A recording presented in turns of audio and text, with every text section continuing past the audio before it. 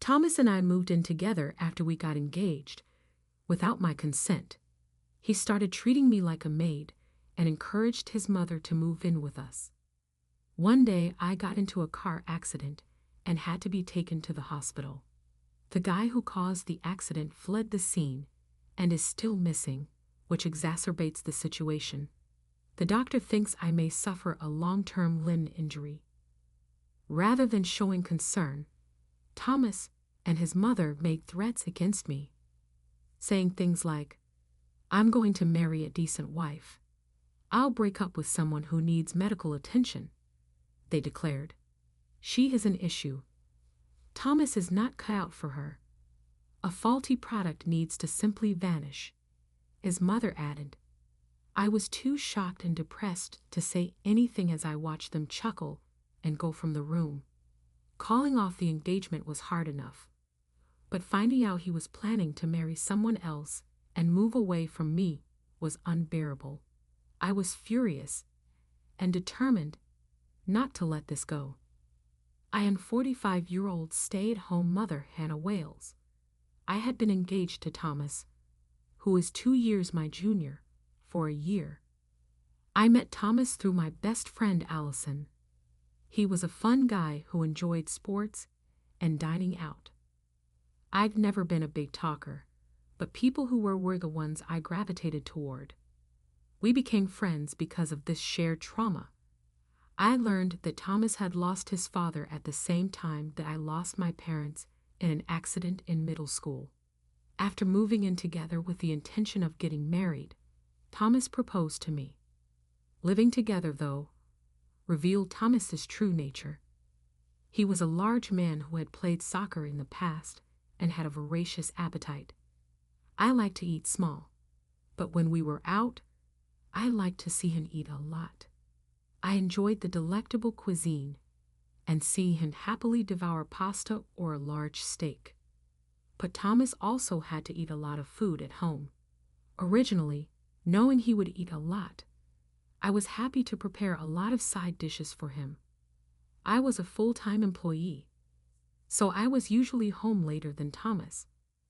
When I returned, exhausted, there was only shredded cabbage in the saucepan and my lunch had disappeared from the refrigerator. "Thomas, did you eat my portion too?" He was watching a soccer match when I asked him. "Yes, mine wasn't enough," he murmured, puckering his cheeks.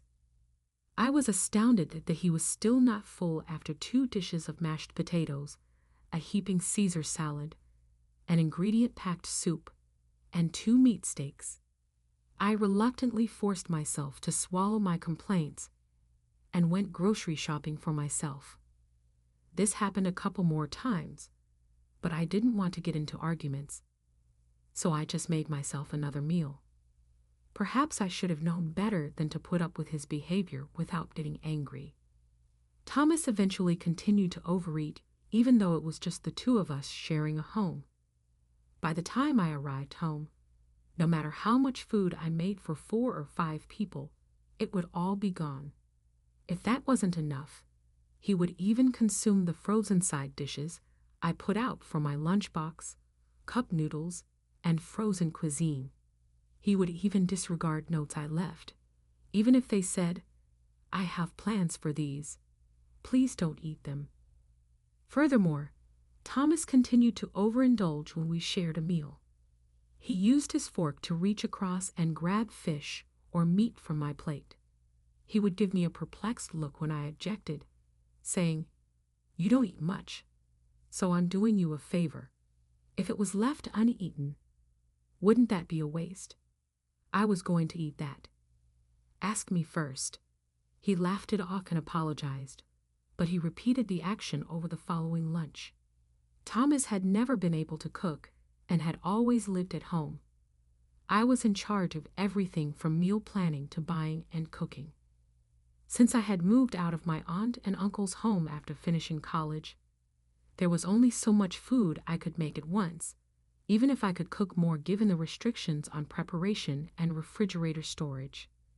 6 months into living together, Thomas's health exam predictably revealed that he had excessive blood sugar and was overweight. Thomas pushed out his chest and declared, "A man should be massive. It looks more imposing." When I warned him to eat less, he replied, "Women must be slender." What is that supposed to mean? I couldn't understand. "You know, Hannah, it would be terrible if you got any fatter." Thomas chuckled. "I'll take care of your meal." I started to protest.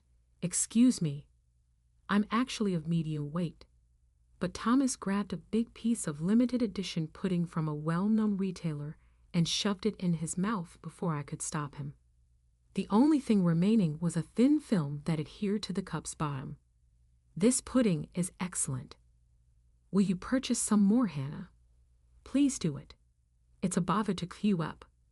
Thomas replied sarcastically as he walked away. Grinning broadly, I suppressed my annoyance. The next day, his mother asked, "Hannah, what time will you be coming home tomorrow?" I said, "Probably after 7 p.m. Pondering her question, his mother angrily reprimanded me, saying, "Thomas happily eats your terrible cooking. Who are you to complain?" He has, however, been consuming every side dish lately. I gently objected, saying he even takes the food I store at home. "Let Thomas eat plenty. He works hard," she snapped back. She screamed in a loud voice, "You're barely working a decent job anyway," and hung up. With a groan, I hung up the phone. As our time together drew on, Thomas's conceit only deepened. Thomas initially assisted with other home tasks in addition to cooking, but stopped completely after 6 months. "Thomas, as we already discussed, please bring in the laundry when I get home late. Additionally, please clean the restroom," I asked. Thomas, who was fidgeting with his phone while lounging on the sofa, answered, "I'm tired when I get home from work," without opening his eyes. "I'm also hungry. You need to take care of that stuff. Even I'm exhausted. We made this decision from the beginning." I objected, but Thomas scowled deeply and interrupted me, saying, "Stop bothering. I make more money than you do since I work for a big corporation. Furthermore, you're a female. You ought to be able to balance your work and household. Everyone else does as well." When Thomas became mad, he would ignore me for days, and I had to apologize every time to stop the fighting. My mother-in-law moved in without notice, which added to my already unsettling feeling of unease about living with Thomas. As soon as I stepped into the living room, I lost my words. Big boxes were stacked in the corner, and my mother-in-law was sitting next to Thomas on the sofa, laughing crazily while watching TV. My mother-in-law had stopped by occasionally, but she was there to see Thomas, not me. Her car in the parking lot on a weekday seemed strange. "Hey, Hannah, glad you're back. I'm hungry, so please cook dinner soon," she pleaded. "You're here, Mother. Thomas, what's with the bags?" I questioned, summoning him into the hallway. "This should be clear. These are my mother's relocation boxes. We're going to live together starting today, so please be kind," he answered. "It's alarming how sudden this is," I objected. "At least you could have discussed it with me first," I said, raising my voice. Thomas said with a scowl on his face, "It's okay. I invited her over earlier since we were planning to live together when we were married." My mother-in-law overheard us talking and said, "He's the eldest son. It makes sense. Why do you require your consent?" Thomas crossed his arms and nodded in agreement, and I was left feeling completely demoralized. There was no winning once the two of them joined up against me. That's when the days of horror started. My mother-in-law did not do any housework as if it came naturally. Instead, she would ask me to prepare her coffee, which she always said was too weak or lukewarm. She also didn't pick up after herself, leaving beer cans and empty snack bags lying about and the cardboard boxes from her internet purchases untouched. She never even threw away her garbage, so I was constantly cleaning up after her. She didn't pay for food or utilities while imposing on us, and she was often complaining, saying, "Hannah, I heard you told Thomas to do the household chores. Let him unwind at home. He's exhausted from work." I asserted my own position with a narrowed gaze. My mother-in-law said, "Who do you think you are, acting high when your income is less than Thomas's? You're correct. Earn more than me before forming an opinion." Thomas said my mother-in-law was his staunch ally, so his conceit just grew. I wished I had waited longer to move in together before choosing the wedding location, but it was too late. As our first anniversary drew near, I was so excited when he proposed that we hurriedly started looking at wedding locations and made a reservation. These days, I find it impossible to live a joyful married life with Thomas and his mother. My aunt and uncle, who were my foster parents, were overjoyed to meet Thomas and seemed to be celebrating the marriage of their own daughter. "It's comforting to know if he works for that organization," they commented. "Thomas is such a nice and bright guy." Telling my aunt and uncle the truth is scary, but I don't want to bitterly accept this circumstance. I've made the decision to call off both the wedding and the engagement. I got in a car accident right after I made my decision. When I opened my heavy eyelids in response to someone calling my name, I was inside an ambulance. "Can you tell me your name?" an EMT said as she stared into my face. "Yes, Hannah Wales," I said back. I could feel my right leg twisted strangely, but I was unable to move it, and a stinging pain surged through my right face. The EMT told me, "We'll be at the hospital soon." I was too sleepy to realize what was going on. Last night, I should have been sleeping in my bed, but instead, I woke up in an ambulance. How did this come about? I had woken up, gotten ready for work, and ridden my scooter. I had entirely forgotten about it. It became evident that I had struck the right side of my head when I was taken to the emergency hospital and had a CT scan. There was no harm to my brain because of the helmet. My memory problem should go away with time, the doctor indicated. My leg suffered substantial ligament damage in addition to a fracture that would heal in roughly 2 months. The doctor returned to my room to explain the issue after doing surgery on my leg and after the anesthetic had worn off. The doctor said seriously, "It will be difficult for your right leg to fully recover. Walking on your own will likely be difficult in the future." Everything around me appeared to get darker as the doctor spoke. Shaking, I questioned, "Will I be unable to walk?" "Certainly not. You will need to use a wheelchair." The world appeared to become gray all of a sudden. I fixed my gaze on my bandaged, hanging right leg.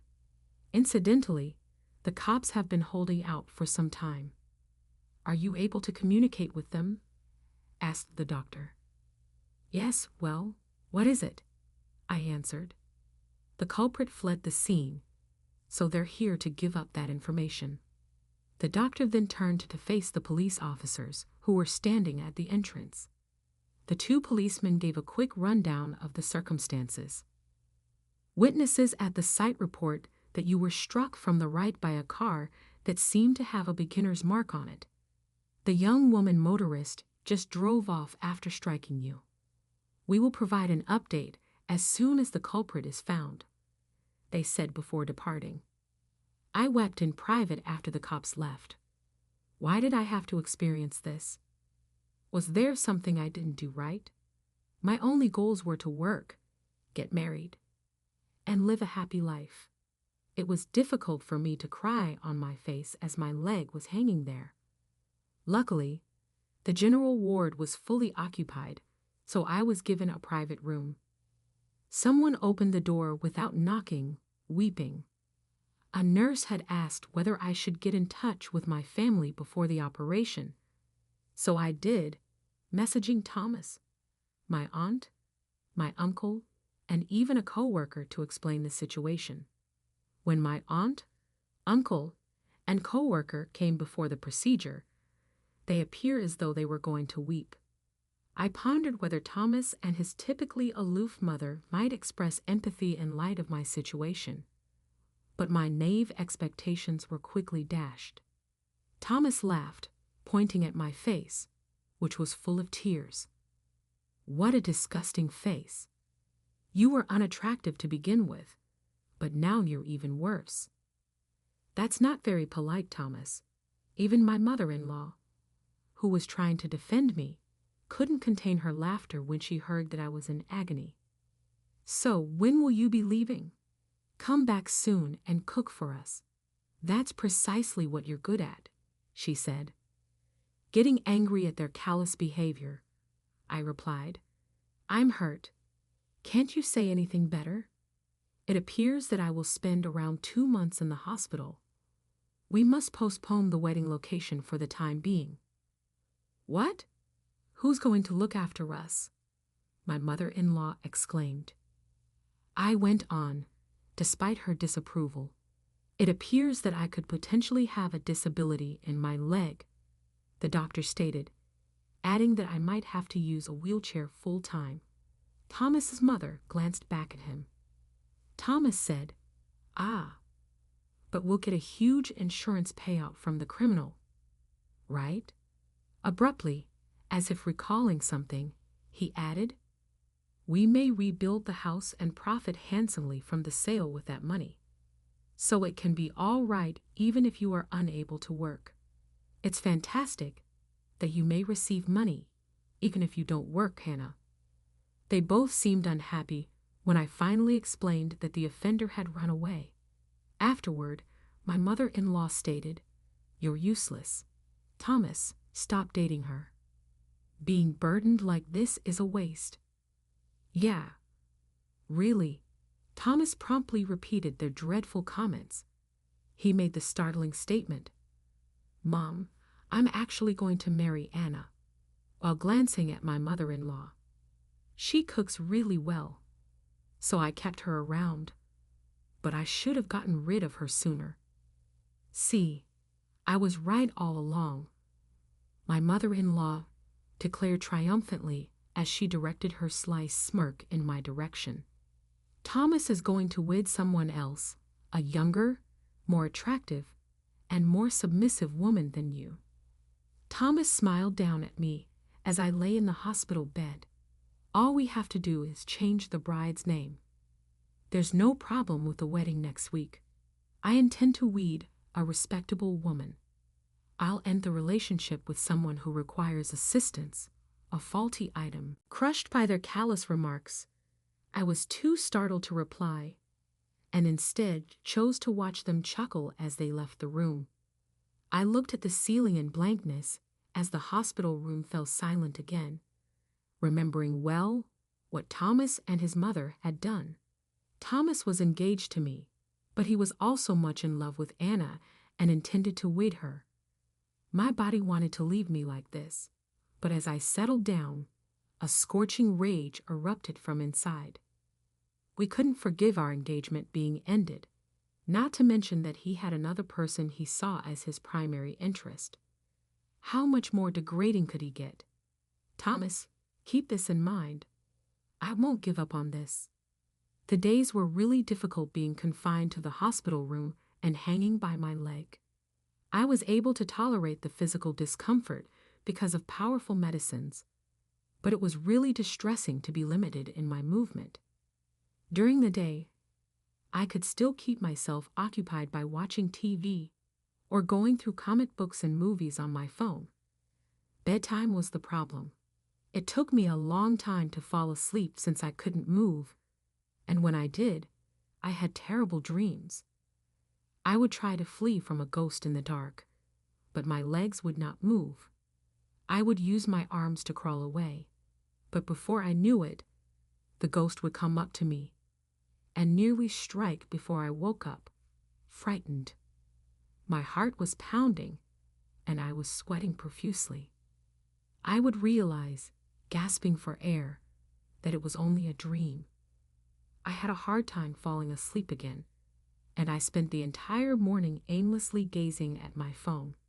I saw a nurse after experiencing nightmares for 2 nights in a row, and she prescribed me sleeping drugs. It appears that a lot of people have sleeplessness as a result of their pain and the strange surroundings. I was able to sleep peacefully till morning after taking the sleeping medications as advised by the nurse, which helped to ease some of my discomfort. Thomas was probably having fun in his new married life while I grieved. I found the idea repulsive, but every time I forced myself to remember, I thought Thomas would soon return, pleading, and I would be able to turn him away with satisfaction.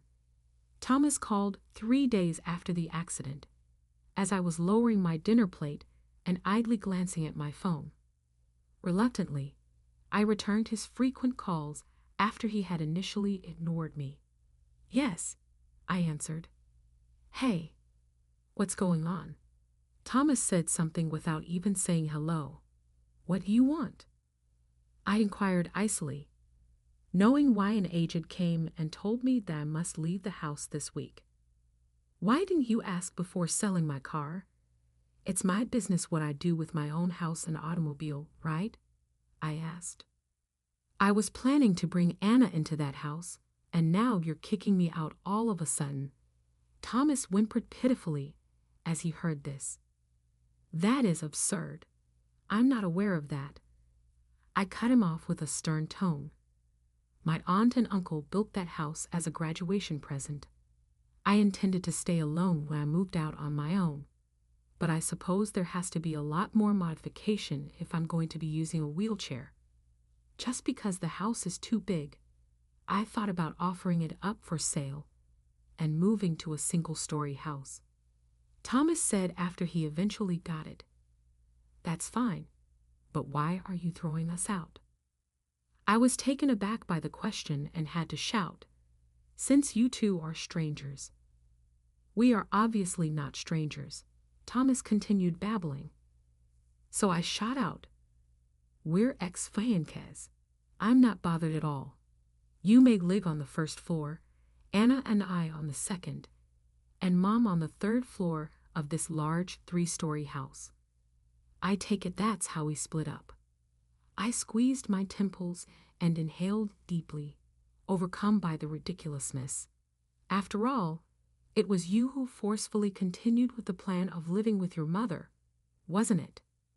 Sensation bubbling up inside me, I attempted to talk calmly. I recalled that he had driven the automobile by himself and remarked, "Even the car, if you barely use it, I'll use it instead. Don't you think that's foolish?" Thomas was silent for a moment. When he spoke gently, he said, "Mom believes she purchased the home and the automobile. After a minute, what's the purpose of acting like a family?" Thomas was stunned when I said it with a mixture of surprise and shock. Nonetheless, he persisted further because he was inherently persistent. "Hey, don't force me to sell it. Mom wants a rental on this floor if we move since she enjoys living here. In a few days, it's hard to find one. I could think about lending it to you if you could pay $1,000 in rent." Thomas looked at me angrily and increased his voice. "Oh, you had to be kidding. Such a selfish woman," he swore, then angrily said, "Fine, I'll figure it out myself," and hung up. Thomas and his mother paid their second visit about the time I was cleared by a nurse to use a wheelchair and was given clearance to access the lounge and store. After being ejected from the house, I thought I would be dejected, but to my surprise, they were happy. "Hey, dear, hasn't the swelling on your face decreased a little? Even so, it's still an unattractive face," they mocked, giving me the impression that I was speaking to elementary school students. "Have you finished moving?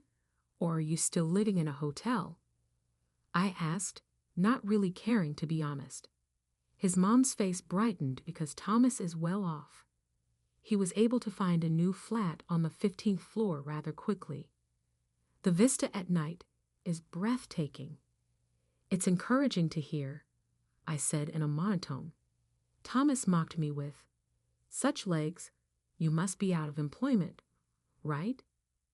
With a filthy sneer, he continued, "You will be responsible for covering all hospital and outpatient costs if the offender is not located. However, it will be quite expensive if you continue to visit the hospital without improving." I wanted to respond that the expensive healthcare system eases the personal loan, but the trouble of it all was too great, so I said nothing. His mother's voice brightened. "You've always behaved badly. It's entirely your own fault. A faulty product ought simply just to hang on to its disability payments and live in poverty indefinitely. I'm having fun living as a newlie with Anne. She obeys her mother unlike you. She doesn't seem to mind if I eat a lot.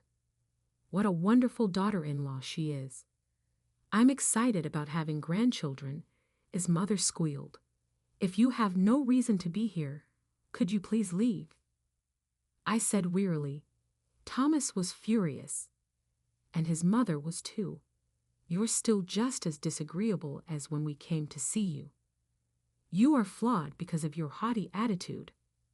That's the reason I called off our engagement," they allegedly said while spouting cynicism at me. I was ready to throw them out of the hospital room when there was a knock, and the nurse came out looking a little taken aback. "You have a guest, Miss Wales. Could I please let them inside?" I nodded, opening the door for the unknown guest to enter. Behind the nurse materialized a shy young woman in her early 20s. She burst into tears the moment she saw me with my right leg in a splint, bandages covering my face and scars on my right side. "Oh, what have I done?" She started crying as soon as she got to the bed. Thomas and his mother exchanged bewildered glances with the woman. "Excuse me, are you the person who was driving during the incident?" With hesitation, I inquired. The woman nodded in between sobs. She got up and introduced herself, saying, "Yes, I am the culprit. After causing the accident, I ran away since my mind was blank. But ever since, I've had a terrible time eating or sleeping." She sobbed. "My mother chastised me for not eating when I was in my room since she was so concerned about it. I came here because I wanted to apologize in person before turning myself in." At the foot of the bed, the offender bowed deeply while kneeling on the floor. She raised her voice and exclaimed, "I am so sorry for what I've done." Sensing that she was truly sorry, I gently said, "Thank you for coming forward." When it came time to confront the offender, I had expected to let my rage out, but I was unable to do so. Although I was angry and felt resentful for being left in such a position, I was unable to criticize her as I could tell that she was genuinely sorry. She bowed one more time before leaving the space. Thomas said, his expression horrified, "What a bore. Hannah, if it had persisted, you would have had to pay out of your own cash, because she's been hidden all this time." Thomas widened his eyes at his mother's statement. "So she would have been caught sooner or later, huh?" he said. "You're correct. In addition, you'll get a hospital allowance in addition to pay. After all, you're the life insurance policy's beneficiary." Yes, I had forgotten everything about it. I had changed my fiancé Thomas's insurance beneficiary when we moved in together, I said with a mischievous smile. His mother handed me a big envelope from the insurance company and added, "You can't change the recipient's name when receiving it. So if Hannah processes the insurance claim, it all goes to you." "Thomas, I imagine you're bored while you're in the hospital," she said, grinning slightly. "You should give this another read. Thanks to such a generous ex-fiancé, I had to laugh when I looked down at the life insurance paperwork after they had departed. The next weekend, as I was having bottled tea and catching up with Anna, the door to the hospital room burst open. "Hannah, you did it, didn't you?" Thomas rushed in, holding his phone tightly, and was clearly furious. "Hey, a friend is visiting. Can this wait?" I said in response. "Shut up. Look at this." Thomas pushed his phone in our direction. I gave Anna a quick look. Then I peered at the screen. Anna unfolded a long, furious message. "There, Thomas, you were engaged to Hannah in addition to me. It's unbelievable that you two were roommates." Thomas shot back. "Hannah was the one who was always putting pressure on me. Wasn't the mansion you previously showed me owned by Hannah?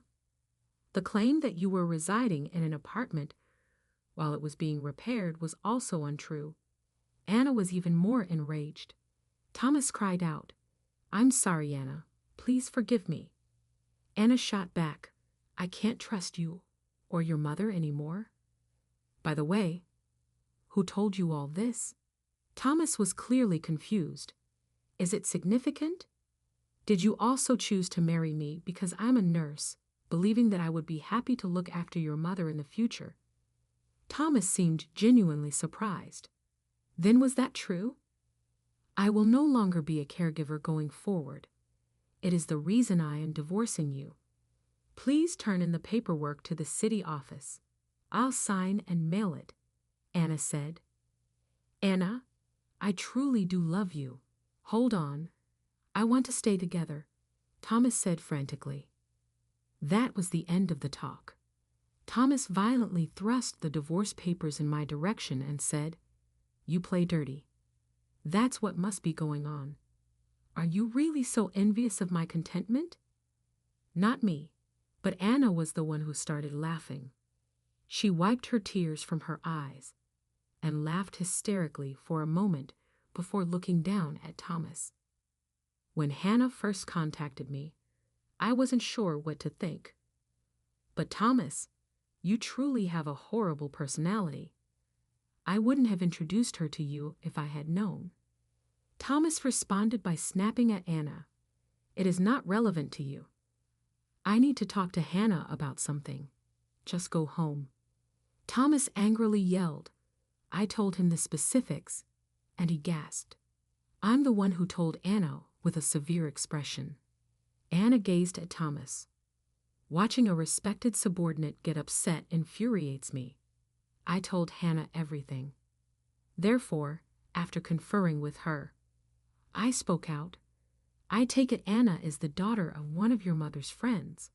Up until now, hasn't she been swallowing all of this care for the bond between her mother and your mother that she was able to make a decision?" Thomas yelled aggressively at me, his face contorted with fury and his neck going crimson. "When did you get the authority to lecture me about your flaws when you depend on disability payments? You're basically a drain on society." "Thomas, are you unaware of my past? I indicated that my family works in medicine, but I felt like Thomas and his mother would start begging for money if I told them the whole truth." With comprehension, Anna gave a nod. "Ah, that makes sense. Both of you, stop your annoying chatter," Anna said. There was a knock on the door, and it opened. While Thomas was scolding us, a slim, elegant man came in and said, "Hello. I'm sorry for the delay in introducing myself. I just got back from a conference in Germany earlier today." "Yes, I am aware of that," I said. "Director, it's been a while," I said as we greeted each other. Thomas suddenly lost his temper and cut us off. "Old guy," I was still chatting, "just be silent for a moment. Your shouting may be heard through the open door to the nurse's station." Confronted with a stern tone of reproach, Thomas found himself speechless. The director gave him a fierce glance and went on, "Miss Wales can't take the things you've been saying any longer. Even so, do you know who she is? I can say whatever I want, because she was my ex-fiancé. It is not relevant to you, Thomas retorted. The man let out a heavy sigh, frowning at Thomas's arrogant attitude. If you have a disappointment, express it in detail. Are you unaware that Miss Wales serves as this hospital's chairperson? Thomas seemed confused for a moment. After a brief pause, he burst into laughter. Let me be clear, she is a hospital employee, not a medical professional, the director said. With the governor's agreement, one can become a board member even if she is not a doctor. I grinned widely at what he said. Yes, I had kept it a secret from Thomas, but my parents had left me the property for the hospital network. In total, it is valued at around $29 million. Thomas's jaw dropped wildly in shock. The last blow was administered by Anna. Hannah even turned down the invitation to utilize the VIP private room since she didn't want to be biased, did she not? Of course, critically ill patients should have access to such chambers. The director grinned proudly. As expected, Miss Wales, that's why the board members respect you so much. After a period of being stunned, Thomas regained consciousness and appeared ashamed. He attempted to leave the room when we were having a nice talk, but he was caught red-handed when his phone rang hastily. Mom, I'm coming home now, he said. We looked at Thomas suspiciously as he blinked quickly and paled. Hannah, when will the life insurance be deposited? Was his urgent question. Calmly, I answered. It won't be. You are the beneficiary. Thus, I terminated the procedure. Thomas groaned in helplessness and fell to the ground. What happened? I asked, worried. He mumbled in a faint voice. My mom charged $50,000 on my card for shopping. What did she embark on an expensive shopping spree for? Name brands? I asked. She intended to use the life insurance to pay it back, Thomas said. I chuckled. Thomas gave me a cunning smile as he looked up. Hey, Hannah, you can pay off our loan fast, right? You have $29 million in assets. Because we were engaged, as a kind gesture, I was taken aback. He had used me and made fun of me for being a flawed, impoverished person, and now he was even bold enough to say this. I firmly remarked, You have some nerve trying to keep a furious Anna at bay while grinning pityingly at Thomas. That's difficult, but if you work for a top company, you ought to be able to pay off that much debt rapidly. You'll be okay since you can work hard, unlike me, a defective. I don't need to assist you.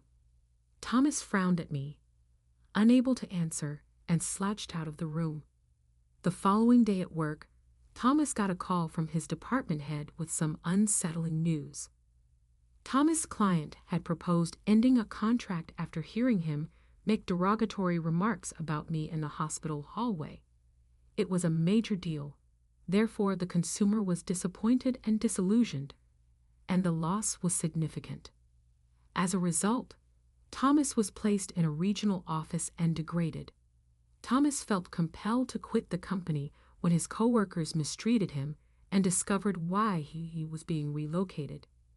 Thomas's situation worsened when he started taking on many part-time jobs to pay off the enormous debt his mother had accumulated. After arguments over the debt, his mother made the decision to live with him. But because of Thomas's lower salary, they were unable to afford the condo's management fees, so they had to move into a dilapidated apartment. Their chaotic living arrangement quickly gave rise to neighborhood jokes. I had originally planned to drive Thomas and his mother out of the house, sell it, and move into a one-story house. However, I decided to stay in the house and void the sale while my leg healed. I trained hard for 3 years to walk even though it was thought my leg would never get better. For daily tasks like shopping, I could now walk without a wheelchair or cane thanks to this, although long walks and jogging still hurt. After being arrested for driving dangerously and causing death in the accident that injured me, the driver made the decision to not pursue legal action, accept a settlement that avoided prosecution, revoke their license, and move on to live a different kind of life. They were thus handed a sentence that was suspended.